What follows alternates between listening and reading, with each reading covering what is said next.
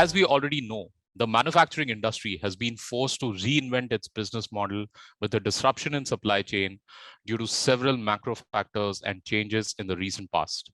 Manufacturers are increasingly adopting technology and automation, but they must make supply chain decisions more quickly with a customer first approach. The supply chain is most of the times the network of weakest links. Supply chain design, from efficient to collaborative to autonomous, has been forced to evolve, be it demand forecasting, inter-business unit planning, or supply streamlining. Digital disruption enables significant improvement in supply chain excellence, and a new customer intelligent supply chain trend, the ship with CRM, is emerging with our digital first customers, especially in the manufacturing and automotive industries.